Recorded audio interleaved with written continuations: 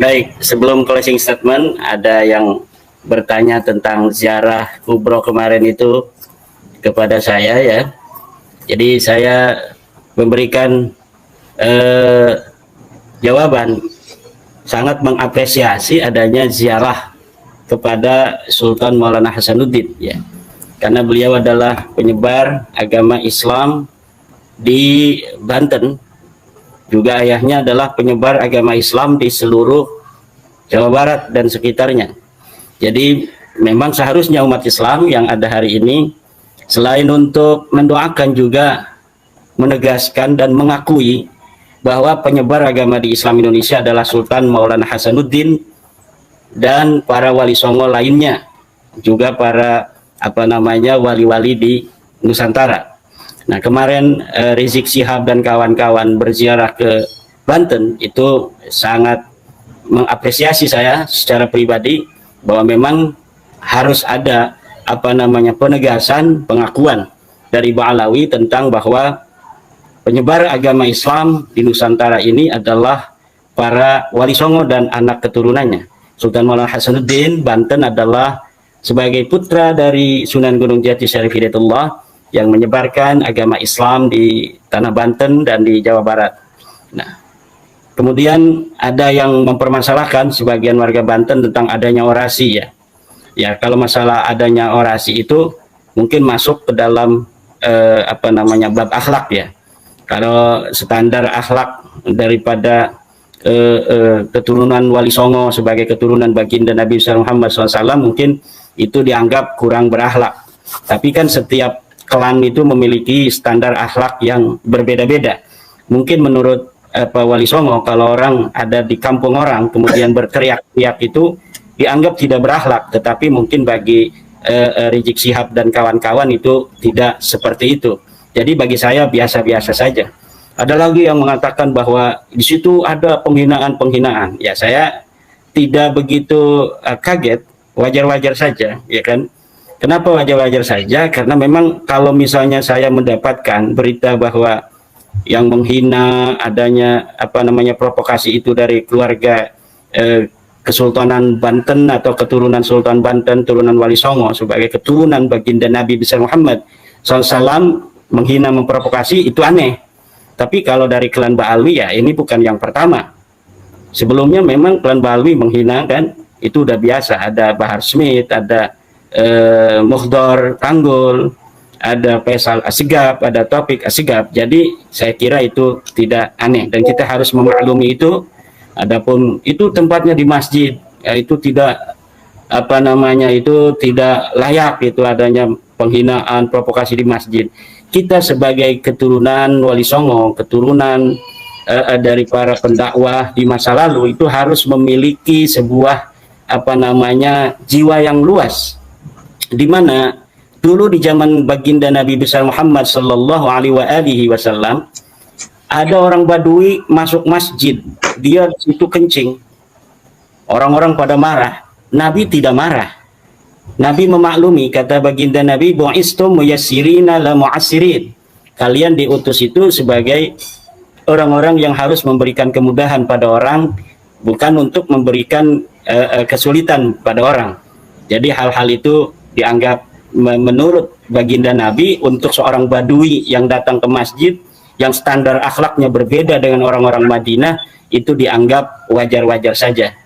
Kemudian tentang materi bahwa Wali Songo adalah Ba'alwi, ini tentu berita hoak ya, berita hoak yang kemudian ditulis ya, yang katanya berasal dari Samsul Zahirah. Samsul Zahirah itu karya dari Abdurrahman Al-Masyhur. Abdurrahman Al-Masyhur dicetak ulang tahun 1984 oleh Muhammadiyah Syihab.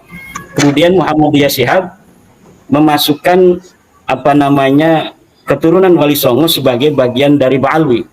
Berdasar apa Muhammadiyah Syihab memasukkan Wali Songo dan keturunannya bagian dari Ba'alwi? Apakah berdasar manuskrip kuno? Tidak. Disebutkan oleh Muhammadiyah Syihab di dalam ta'liq kitab Samsul Zahirah itu halaman 521 bahwa dia mendapatkan berita itu dari orientalis Belanda yang bernama Van den Berg. Dia mendapatkan dari kitab Al-Mustautanat karya Van den Berg bahwa Wali Songo dan keturunannya itu merupakan bagian dari keturunan Ba'alwi, Abdul Malik bin Alwi bin Muhammad Sahib Mirbat. Itu berdasarkan pengakuan sendiri dari Vandenberg. Kemudian Muhammad Dia Shihab juga di dalam ta'liq kitab Syamsul Dhahirah itu katanya mendapatkan sebuah manuskrip yang berasal dari Kesultanan Palembang yang berangkat tahun 1750-an, bahwa keluarga Palembang dan Wali Songo itu merupakan dari keturunan Ba'alwi. Saya menyatakan dengan seyakin-yakinnya bahwa manuskrip itu tidak pernah ada. Manuskrip yang berangkat tahun 1750 yang kemudian di dalamnya dituliskan bahwa Wali Songo dan keturunannya itu merupakan Ba'alwi, manuskrip itu tidak pernah ada. Manuskrip itu sama dengan manuskrip Kertabumi, negara Kertabumi yang diasumsikan sebagai tulisan dari Pangeran Wangsakerta, seorang ulama besar di tanah Cirebon. Tetapi kemudian setelah naskah ini diteliti oleh filolog dari Universitas Indonesia, manuskrip yang di dalamnya ada nama Ubaidillah itu yang diberi angka tahun 1677 ternyata manuskrip palsu menurut para filolog. Setelah diperiksa, kertasnya itu adalah kertas yang diproduksi pada tahun 1960. Siapa kira-kira dari Ba'alwi yang hidup di tahun 1960 yang mengasosiasikan keturunan Wali Songo itu merupakan Ba'alwi, yaitu Salim bin Jindan. Salim bin Jindan banyak menulis kitab. Beliau wafat 1969, maka 1960 itu adalah angka yang sangat masuk akal apabila kita mencurigai ada keterikatan antara manuskrip palsu yang ditemukan di Cirebon itu dengan kitab-kitab Salim bin Jindan yang pada tahun 1960 itu beliau sudah menulis nasab Ba'alwi nasab Wali Songo disambungkan kepada Ba'alwi. Nah, manuskrip negara Kertabumi itu hari ini masih ada di perpustakaan Sri Baduga atau di Museum Sri Baduga Maharaja di sana, yang di dalamnya ada nama Ubaidillah, ya. Dan itu sudah teliti sebagai manuskrip palsu oleh para filolog dari Universitas Indonesia, dan beritanya pun tahun 2010-an itu dimuat oleh koran ternama atau majalah ternama Tempo.